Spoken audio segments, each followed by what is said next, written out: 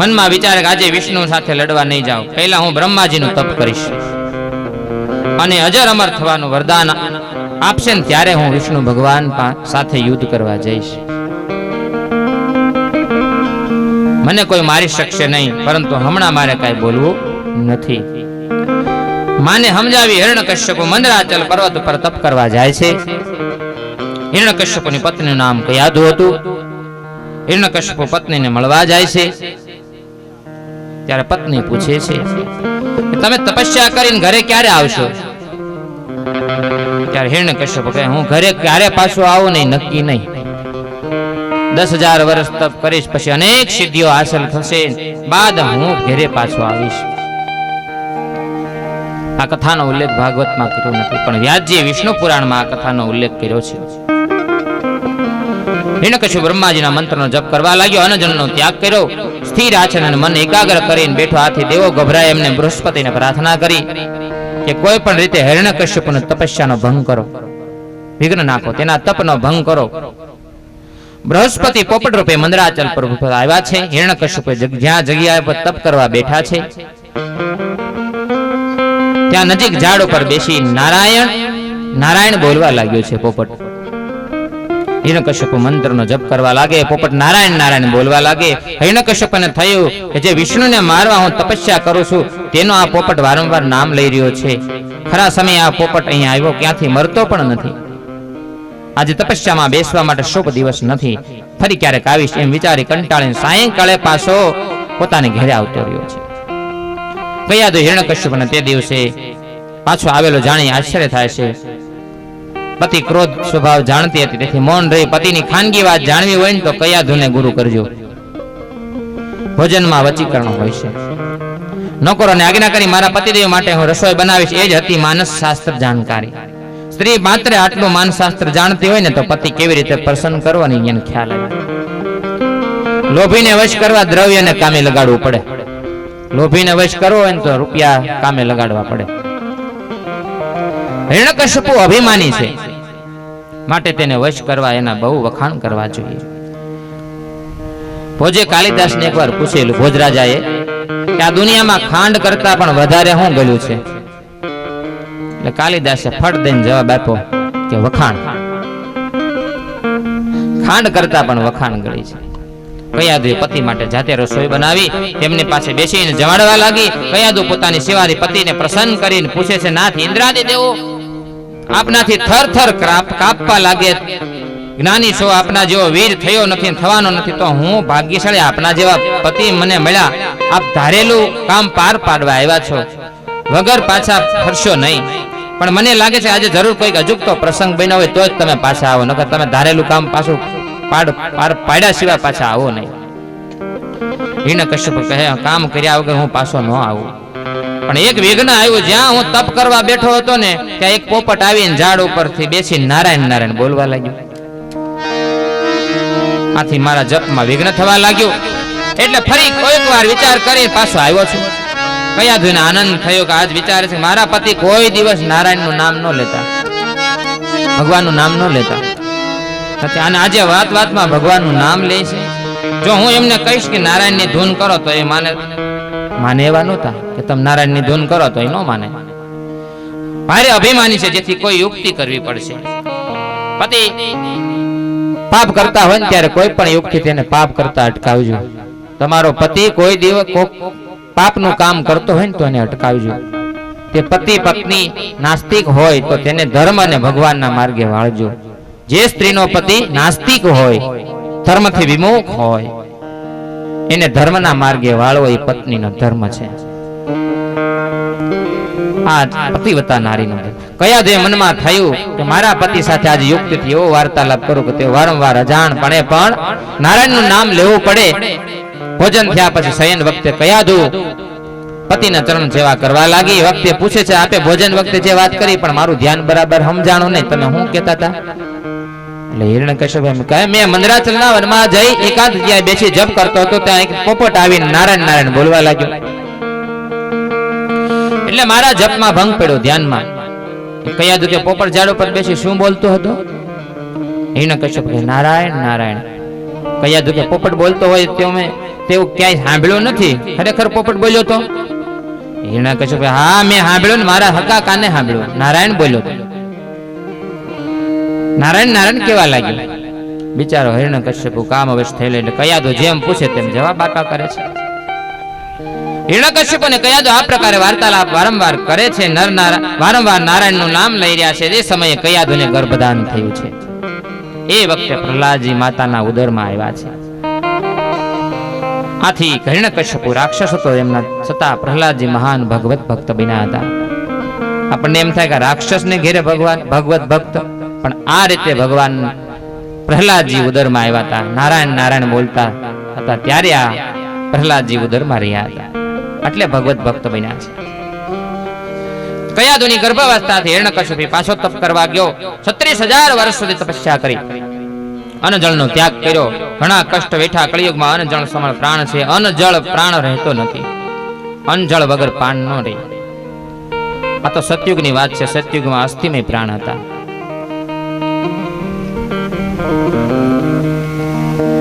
હિરણ્યકશ્યપુની તપસ્યા ઉગ્ર બની. તેના શરીર ઉપર મોટો રાફડો બની ગયો છે. સદા તપ કરી રહ્યો છે. બ્રહ્માજીને ત્યાં આવ્યા છે. તપથી પ્રસન્ન થઈ ગયા બ્રહ્માજી. બ્રહ્માજી પધાર્યા. હાથમાં જળ લઈને રાફડા ઉપર સાટ્યો એટલે રાફડાનું આવરણ દૂર થયું. અગ્નિકુંડમાંથી અગ્નિ જેમ બહાર આવે એમ રાફડામાંથી હિરણ્યકશ્યપુ બહાર આવ્યો.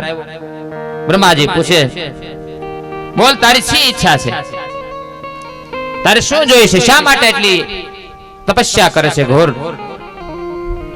બ્રહ્માજીને પૂછવાથી હિરણ્યકશ્યપુ મને અજરા અમર બનાવો, મારે અજરા અમર બનવું છે. બ્રહ્માજી કે જેનો જન્મ થાય ને એને નાશ થાય જ છે, તેને મરવું જ પડે છે. બીજું કાંઈક માંગ.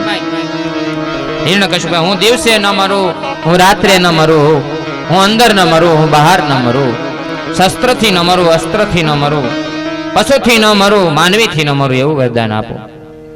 બ્રહ્માજી વિચાર કે હિરણ્યકશ્યપે ખૂબ તપસ્યા કરી છે, માટે એને વરદાન આપ્યા વગર છૂટકો નથી. બ્રહ્માજી વરદાન આપે છે. આથી હિરણ્યકશ્યપની શક્તિ વધી અને ઇન્દ્રાદિ દેવો તેનો પરાજય કર્યો. હિરણ્યકશ્યપ જ્ઞાની હતો, પણ એનું જ્ઞાન અહંતા મમતાથી ભરેલું હતું. પોતાના ભાઈના મરણ પ્રસંગે બ્રહ્મોદેશ ઉપદેશ કરે છે, બીજાનો બોધ આપે અને પોતે જીવનમાં ન ઉતારી અસુર છે. હિરણ્યકશ્યપ બીજાને જ્ઞાનનો બોધ આપે છે, પોતે મનમાં વિચારે છે કે મારા ભાઈનો વધ કરનાર વિષ્ણુ પર ક્યારેય વેર વાળું. આ તો પેલા સાધુની વાત જેવું છે. બીજાનો છોકરો દીકરો મરી ગયો હોય તો તેને રડવાનું નહીં, અને પોતાની ભેહ મરી જાય તો રોવા બે. આ એવી વાત થઈ ને. બીજાનો છોકરો મરી જાય એટલે જ્ઞાનની વાતો કરે કે ભાઈ રોડાય નહીં, આત્મા અમર છે, બધાને જાવું પડશે, કોઈને રહેવાનું નથી, બધાને આ દિવસો આવવાના. પણ એની ઘેરે ભેહ મરી જાય તો એ રોવા મળે, રોવા બે. આવું છે પરોપદેશ પાંડિત્યમ. આ મારી બધી પંચાયત છે, આ મારીની પંચાયત છે. અહંતા મમતા હોય ને ત્યાં સુધી જ્ઞાન પછી નહીં. ભક્તિ વગરનું જ્ઞાન કેવળ કાકરા જેવું છે, તેથી જીભને લાભ થતો નથી. જ્ઞાનનો અનુભવ વૈરાગ્ય અને ભક્તિ વગર થતો નથી. તપને કારણે હિરણ્યકશ્યપ શક્તિ ખૂબ વધી ગઈ. આ શક્તિનો ઉપયોગ દેવોને રંજાડવા લાગ્યો, ભોગ વિલાસમાં કરવા લાગે, અને રાજ્યમાં દેવો અને ઋષિઓ બહુ દુઃખી થવા લાગ્યા. પરમાત્માની સ્તુતિ. પરમાત્મા કહે જ્યારે તે પોતાના પુત્ર પ્રહલાદને મારવા જશે ને ત્યારે હું અવતાર ધાન કરીશ અને તેને મારીશ. ત્યાં સુધી ધીરજ રાખો, દેવતાઓને કહે છે. પ્રહલાદની ગણતરી દેવોમાં થઈ. બાપ રાક્ષસ અને દીકરો દેવ છે.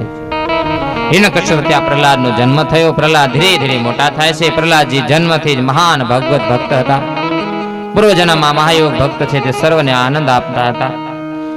સતત નારાયણનું ધ્યાન કરતા હતા, નારાયણનું સ્મરણ કરતા હતા. નારાયણનું સ્મરણ કરે, નારાયણના નામનો જપ કરે.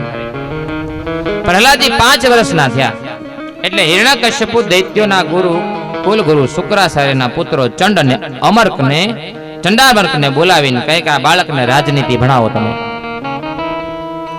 ચંડામર્ક પ્રહલાદજીને ઘેરે લઈ જાય છે અને ભણાવવા લાગે છે.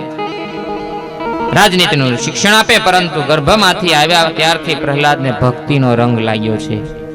અને જેને ભગવાનમાં ધ્યાનમાં રંગ લાગ્યો હોય ને, પ્રભુના શરણમાં આનંદ આવે છે ને, તે સંસારનું બધું એને તુચ્છ લાગે છે.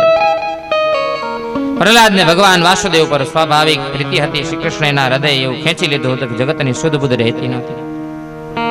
પ્રહલાદજીને ભણવાની ઈચ્છા તો નહોતી, પણ ભગવાનના લાડેલા ભક્તોને એક નિયમ હોય છે, જ્યાં સુધી દેહનું ભાન છે ને ત્યાં સુધી વ્યવહારની મર્યાદા તોડતા નથી, કોઈનો અનાદર ન થાય. તેથી પૂરેપૂરી કાળજી ગુરુજી જે ભણાવે સાંભળે, પણ રાજનીતિનું ચિંતન કરતા નથી, ફક્ત ગુરુજીને રાજી રાખવા માટે ભણે છે. પ્રહલાદજી જ્યારે ભણવા બેસે ને ત્યારે તેમને એક એક અક્ષરના ભગવાનનું સ્વરૂપ દેખાય છે. પ્રહલાદજીનું સ્વરૂપ આશક્તિ દિવ્ય છે. પ્રહલાદજી સ્મરણ શક્તિ અલૌકિક છે. ગુરુજી પૂછે તેનો જવાબ આપે, ગુરુજી રાજી થઈ જાય. ગુરુજી વિચારે મારો આ વિદ્યાર્થી બહુ બુદ્ધિમાન છે, ઘણો ડાયો લાગે છે, ધીર ગંભીર અને શાંત છે. 6 મહિના પછી એને પ્રહલાદજીને તેના પિતાના દરબારમાં લઈ ગયા. પ્રહલાદજી પિતાને પ્રણામ કર્યા. પિતા હિરણ્યકશ્યપે તેને ગોદમાં લાવીને બેઠાડ્યો. બેટા, તારા ભણતરમાં 6 મહિના થયા, તું ઘણા પાઠ ભણ્યો, એમાં હું શીખ્યો? ઉત્તમમાં ઉત્તમ પાઠ મને કહે ને, તે જે શીખ્યો હોય એ ઉત્તમમાં ઉત્તમ પાઠ જે ભણ્યો હોય એ મને કહે, મને ખબર પડે કે તું કઈ કેવું ભણ્યો છે. પ્રહલાદજી વિચારવા લાગે, ગુરુજીએ જે વિદ્યા ભણાવી ને એ ઉત્તમ નહોતી. ગુરુજીએ જે રાજનીતિ ભણાવી, શત્રુ માટે કપટ કેવી રીતે કરવું, આવું ભણાવ્યું હતું. કપટ કેવી રીતે કરવું, ખોટું કેવી રીતે કરવું, આવી રાજનીતિ શીખવાડી. પિતાજી તો ઉત્તમ બોલવાનું કહે છે, તેથી મારે ઉત્તમ પાઠ બોલવો જોઈએ. પ્રહલાદજી બોલે છે, તસ્સાધુ મન્યે સુરવરય દેહિનાં સદા સમૃદ્ધિગ્નિ વિધિયામ સદ ગ્રહાત હિત્વા તં પાતં ગૃહમંધુકોપં વનં ગતો યદ્વરીમાશ્રયેત. આપણા અધપતનનું મૂળ કારણ અંધારા કુવા જેવું ઘર છે. પ્રાણીઓને માટે એ જ શ્રેય છે. પિતાજી, મારા અનેક જન્મ મને યાદ આવી રહ્યા છે આજે, પ્રહલાદજી કહે છે. તેમાં હું અનેક વાર રાજા, અનેક વાર રાણી, અનેક વાર મંત્રી, સિપાઈ, પશુ પક્ષી વગેરે બન્યો છું. આ બધા જન્મોના અનુભવથી મને એવી ખાતરી થઈ કે આ સંસારમાં સ્વાર્થ સિવાય બીજું કઈ છે જ નહીં. મનુષ્ય પોતાના સ્વાર્થ ખાતર પ્રેમ કરે છે. જ્યાં સ્વાર્થ આવે ને ત્યાં કપટ ઊભું થાય જ છે. જ્યાં સુધી ભોગવવાની ઈચ્છા છે ત્યાં કપટ કરવું જ પડે છે. આ તારું ના મારું. સગીમાં દીકરી સાથે, પિતા પુત્ર સાથે કપટ કરે છે. સંસારનો બધો પ્રેમ સ્વાર્થ અને કપટથી ભરેલો છે. આ જીવ સાથે નિસ્વાર્થ ભાવે, નિષ્કપટ ભાવે પ્રેમ એક પરમાત્મા જ કરે છે. પરમાત્માને કોઈ સ્વાર્થ નથી. પ્રહલાદજી સુંદર બોલ્યા છે, પણ હિરણ્યકશ્યપને અત્યંત ક્રોધ આવ્યો છે. તે ત્યાં બેઠેલ સંદાર્વકને ઠપકો આપ્યો, તમે મારા બાળકને આવું શિક્ષણ આપો છો? તમે મારા નારાયણ જે વેરી મારો છે એનું તમે આ ભણાવો છો? તમને એટલા માટે મેં મારા છોકરાને તમને ભણવા મોકલ્યા તમારી પાસે કે રાજનીતિનું શિક્ષણ આપવા માટે મોકલ્યો? આવું અમે કોઈ દી શીખવું નથી. સંદાર્વક કહે, ભાઈ અમે આવું કોઈ દી નથી શીખવું, અમે તો રાજનીતિ શીખવાડી છે. આ તો એના મનમાં આવ્યું, કહે છે. હિરણ્યકશ્યપ કહે, જુઓ દેવો મારાથી અત્યંત ગભરાય છે, દેવો પણ મારાથી ગભરાય છે. કે સૂક્ષ્મ રૂપ ધારણ કરી હિરણ વિષ્ણુ પ્રચાર કાર્ય કરે છે, માટે હવે સાવચેત રહેજો. સંદાર્વક પ્રહલાદજીને પૂછે, અમે તમને કેદી આવું શીખવાડ્યું હતું? તો પછી તું પિતા આગળ આવું કેમ બોલ્યો? પ્રહલાદજી કે, ગુરુજી, આ જીવને ભક્તિનો રંગ લાગ્યો છે ને, એ કોઈના કહેવાથી લાગતો નથી. અગર કોઈના કહેવાથી આ જીવ ભક્તિ કરતો નથી, ભક્તિ હૃદયમાંથી પ્રગટ થાય, અંદરથી પ્રગટ થાય ને તો જ ભક્તિ કરી શકાય. કોઈના કહેવાથી ભક્તિ નથી થતી. મને તો ભગવાનની કૃપાથી આપોઆપ અંદરથી ભક્તિ પ્રગટ થઈ છે. મારા મનમાં એમ નથી કે હું પિતાજી સમક્ષ આવો બોલ્યો છું. થોડા સમય પછી હિરણ્યકશ્યપ પ્રહલાદજીને ગોદમાં લઈને ફરી પૂછે, બેટા, આટલા દિવસમાં ગુરુજી પાસે જે કઈ શીખ્યો હોય ને એમાં સારી વાત મને જણાવી. શ્રવણમ કીર્તનમ વિષ્ણોઃ સમરણમ પાદચેવનમ અર્ચનમ વંદનમ દાસ્યમ સંખ્યાત્મનિવેદનમ. પ્રહલાદજી કે, પિતાજી, 9 પ્રકારે વિષ્ણુ ભગવાનની ભક્તિ થાય. ભગવાનના ગુણ, લીલા, નામ આદિ શ્રવણ, એનું કીર્તન, શ્રવણ, સેવા, પૂજા, અર્ચા, વંદન, દાસ્ય, સંખ્યા, આત્મનિવેદનમ. સમર્પણ ભાવથી 9ધા ભક્તિ, 9 પ્રકારની ભક્તિ કરવામાં આવે તો પરમાત્મા પ્રસન્ન થાય છે. પરમાત્મા પ્રસન્ન થાય તો જીવન સફળ થાય છે. બાકી ભોગ ભોગવવાથી શાંતિ મળતી નથી. પરમાત્માના નામ સ્મરણથી શાંતિ મળે છે. આ સાંભળી હિરણ્યકશ્યપને ક્રોધ આવ્યો. પ્રહલાદને ગોદમાં ફેંકી દીધો અને સેવકોને હુકમ કર્યો, તમે આ બાળકને મારી નાખો. કે મારા શત્રુનું ભજન કરે છે, આ ન ચાલે. અસુરો પ્રહલાદને મારવા દોડ્યા છે. પ્રહલાદજી પરમાત્માનું સ્મરણ કરવા નીચે બેઠા અને એમની દ્રષ્ટિ દિવ્ય છે. એમને તો તલવારમાં અને તલવાર મારવા વાળામાં પણ ભગવાન કૃષ્ણ દેખાય છે. અસુરો મારવા દોડ્યા છે. પ્રહલાદજીને ચારે બાજુ નારાયણ દેખાય. જેને કમળાનો રોગ થાય ને એને આખું જગત પીળું જ દેખાય. જેને કમળાનો રોગ થયો એને આખું જગત પીળું દેખાય. એને જો બીજો કોઈ રંગ દેખાતો નથી. તેવી રીતે આ રોગમાં એવી શક્તિ છે કે ભક્તિ કરતા પ્રહલાદજી સર્વ નારાયણ દેખાય છે, નારાયણ દેખાય છે. દૈત્યો પ્રહલાદને મારે છતાં તેનો વાળ વાંકો થતો નથી. પ્રહલાદની ભક્તિ દિવ્ય છે. પ્રહલાદ નિર્ભય છે. પ્રહલાદજી મારવા અનેક ઉપાયો કરવામાં આવ્યા છે. હાથીઓથી મારે છે, ઝેરી સાપોથી મારે છે, પર્વત ઉપરથી ગડબડાવે છે, ફેંકી દે છે. માયાના પ્રયોગથી, ઝેર આપવાથી, ઊંડા ખાડામાં પૂરવાથી, પાણીમાં નાખવાથી, ડૂબાડવાની, અગ્નિમાં નાખવાથી મૃત્યુ પામે. અનેક પ્રયત્નો કર્યા પણ પ્રહલાદજી મરતા નથી. આથી હિરણ્યકશ્યપને નવાઈ લાગી, આ બાળક કઈ જાદુગર લાગે છે. આથી એને હુકમ કર્યો કે તેને અંધારામાં કેદમાં રાખો, અનજળ આપશો ને અનજળ વિના તે મરી જાય. પ્રહલાદજીને અંધારામાં ઓરડામાં પૂરી દેવામાં આવ્યા. પણ એને જરા પણ બીક લાગતી નથી. એમને થઈ ગયું હવે હું શાંતિથી બેઠો બેઠો ભગવાનનું ભજન કરે. એને કામ થઈ ગયું. જેને ભગવાનનું સ્મરણ કરવું છે એને તો ગમે ત્યાં સ્મરણ કરે, શાંતિથી કૃષ્ણ કીર્તન કરે, સુખમાં ભગવત કૃપાનો અનુભવ કરે. એ સાધારણ વૈષ્ણવ છે. પરંતુ ભૂખના પણ ભગવત કૃપાનો અનુભવ કરે, એની સેવા સ્મરણ છોડે નહીં. એ મહાન વૈષ્ણવ છે. વૈષ્ણવજન કોને કહેવાય છે? નરસિંહ મહેતાએ પદ ગાયું છે, જે પર પીડા જાણે એ જ હાચો વૈષ્ણવ છે. નરસિંહ મહેતાની દ્રષ્ટિએ જે આ પદ છે ને એ રીતે જો જે હાલતા હોય ને એ હાચો વૈષ્ણવ છે. વૈષ્ણવ જન તો તેને રે કહીએ, જે પર પીડ પરાઈ જાણે રે. વૈષ્ણવ જન તો વૈષ્ણવ જન તો વૈષ્ણવ જન તો તેને કહી. વૈષ્ણવ જન તો પીર પડાઈ જાને રે. વૈષ્ણવ જન તો તેને કહી. વૈષ્ણવ જન તો તેને કહી.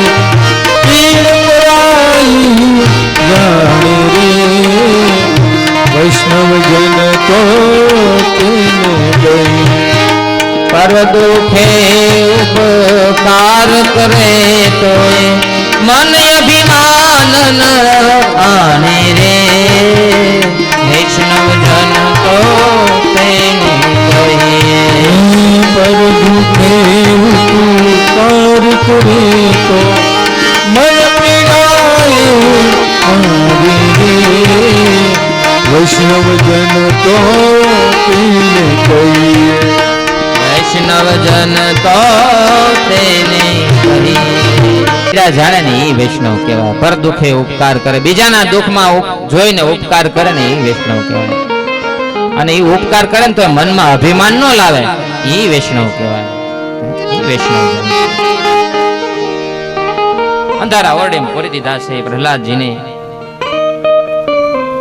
મારે હવે બીક શાની? બીક જેને લાગે ને ઈશ્વરથી દૂર છે. અંધારામાં પ્રહલાદ કૃષ્ણ કીર્તન કરે, ભગવત પ્રેમમાં દેહભાન ભૂલી ગયા છે. માલિકનો એક નિયમ છે, જગતમાં એક પણ જીવ ભૂખ્યો હોય ને તો વૈકુંઠમાં ભગવાન ભોજન કરતા નથી. એમનું નામ વિશ્વંભર છે. આજે સર્વનું ભરણ પોષણ કરે છે, સર્વને તૃપ્ત કરે, પછી આરોગ્ય. આજે વિષ્ણુ ભગવાન લક્ષ્મીજીને પૂછે છે કે જગતમાં કોઈ જીવ ભૂખ્યો તો નથી ને? જીવ એટલે લક્ષ્મણજી બધાને મળ્યું છે, પણ તમારો ભક્ત પ્રહલાદ કેદમાં ભૂખ્યો છે. બધાને મળ્યું છે પણ તમારા ભક્તને મળ્યું નથી. ભગવાન કે દેવી તેને માટે જલ્દી તમે પ્રસાદ મોકલો. લક્ષ્મીજી સેવકોને આજ્ઞા કરી કેદમાં જઈ પ્રહલાદને પ્રસાદી આપી. સોનાના થાળમાં લક્ષ્મી સુંદર પ્રસાદ મૂકીને પાર્ષદ સાથે મોકલા. પાર્ષદ તે પ્રસાદ કારાગૃહમાં પ્રહલાદજી પાસે લઈ જાય છે. પાર્ષદ કહ્યું, આ પ્રસાદ લક્ષ્મીજી ખાસ તમારા માટે મોકલ્યો છે. પ્રહલાદજીને આનંદ થયો છે. મારી માએ મારા માટે પ્રસાદ મોકલ્યો છે. મારી માં બહુ કાળજી રાખે છે મારી, તેમને મારી કેટલી ચિંતા છે. પાર્ષદો પ્રસાદ આપીને હાલ્યા ગયા છે. પ્રહલાદજી પ્રસાદને વંદન કરી ભગવાનનું સ્મરણ કરી કરતા કરતા પ્રસાદ આરોગવા લાગ્યા. આ તો વૈકુંઠનો પ્રસાદ હતો, એમાંથી કેચર કસ્તુરી સુગંધ આવતી હતી. હિરણ્યકશ્યપના સૈનિકો કારાગૃહની બહાર પહેરો ભરતા હતા. એમના મોઢામાંથી પાણી છૂટવા લાગ્યું. એમણે જઈને હિરણ્યકશ્યપને ખબર આપી, દરવાજો બંધ છે, પહેરો ભરીએ છીએ, પણ પ્રહલાદ અંદર ખાય છે ને અંદર કોઈ ગડબડ જેવું લાગે છે. હિરણ્યકશ્યપ ક્રોધમાં દોડતો આવ્યો, લાત મારીને દરવાજો તોડી નાખ્યો. અંદર જઈને જુએ ને તો પ્રહલાદજી પ્રસાદ ખાય છે. પૂછે છે, બોલ સાચું, આ કોણ આપી ગયું તને? પ્રહલાદજી પ્રસાદ ખાય છે.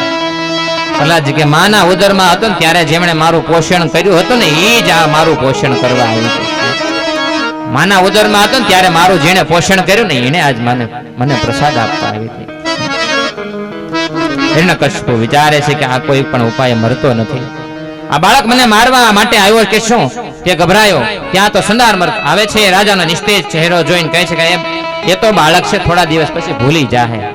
અમે એને વરુણ પાશમાં બાંધીને રાખશું. 4 મહિના પછી શુક્રાચાર્ય આવશે ત્યારે અમે કે એમ આપ કરજો. સંદાર પ્રહલાદના વરુણ પાશમાં બાંધીને આશ્રમમાં લઈ આવ્યા છે. તેને ત્યાં રાખે છે. આશ્રમમાં ઘણા રાક્ષસ વિદ્યાર્થીઓ પણ ભણે છે. એમની સાથે વાતો કરવા લાગ્યા. પ્રહલાદજી ખૂબ આનંદ આવે છે. સંદાનમક તે બધા બાળકો રાજનીતિ ભણાવવા એક દિવસ ગુરુજી બહાર ગયા ત્યારે બધા બાળકો દડો રમવા તૈયાર થયા. પ્રહલાદજી તે બાળકોને કે તમે અહીંયા આવો, આજે હું તમને એક નવીન રમત શીખવાડું. બધા બાળકો પ્રહલાદજી પાસે આવી ગયા, વીટળાઈ ગયા, બેસી ગયા. પ્રહલાદજી બધા બાળકોને ભાગવત ધર્મનો ઉપદેશ કરે છે. મિત્રો, આ સંસારમાં મનુષ્ય જન્મથી અતિ દુર્લભ છે. મનુષ્ય શરીર વડે અવિનાશી પરમાત્માની પ્રાપ્તિ થતી નથી. આપણે શરીર મળ્યું તો ભોગ માટે મળ્યું નથી, ભગવાનને પ્રાપ્ત કરવા માટે મળ્યું છે. શરીર નાશવંત છે છતાં મનુષ્ય દુર્લભ છે. મનુષ્ય જન્મ અનેક વાર જન્મ મરણનો ત્રાસ ભોગવતો આ જીવ મનુષ્ય શરીરમાં આવ્યો છે. એટલે આ મનુષ્ય અવતાર મોંઘો છે. મનુષ્યનું આયુષ 100 વર્ષનું ગણીએ તો તેનું અડધું આયુષ નિંદ્રામાં જાય છે. લગભગ 1/4 ભાગનું આયુષ બાલ્યાવસ્થામાં જાય, અજ્ઞાનમાં અને કુમારાવસ્થામાં ખેલકૂદમાં જાય છે. બાકીના વર્ષોમાંથી વૃદ્ધાશ્રમના વર્ષો બાદ કરીએ, કારણ કે ત્યારે શરીર ક્ષીણ થઈ જવાથી કાંઈ થઈ શકતું નથી. થોડા વર્ષ રહ્યા તો જુવાનીમાં ઘણા કામ ભોગમાં પસાર થાય છે. તેની બુદ્ધિમાન લોકો વૃદ્ધાશ્રમમાં તથા યુવાનોમાં ભરોસો રહેવો જોઈએ નહીં, પણ નાનપણથી જ ભગવાનની પ્રાપ્તિ માટે લાગી જવું જોઈએ. વૃદ્ધાશ્રમમાં દેહની સેવા થાય છે, દેવની સેવા થઈ શકતી નથી.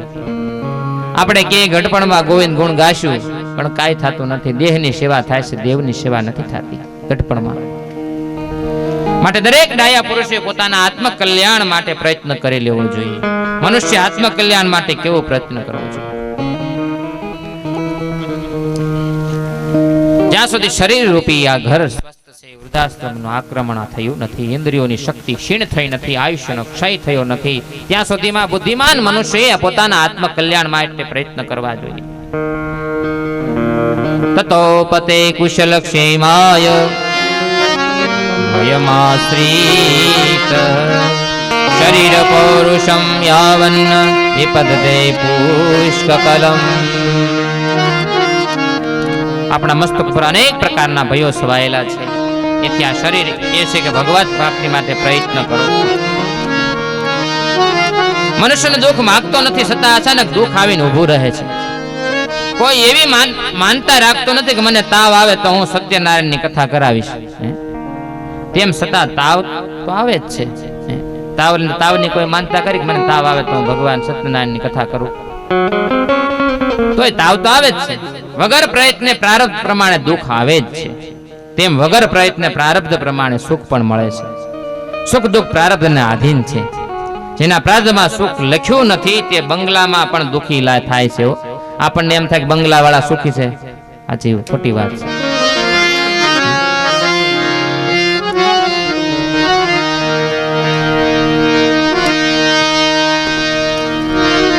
તારા મોટા મોટા બંગલા રે મોટરની ગાડી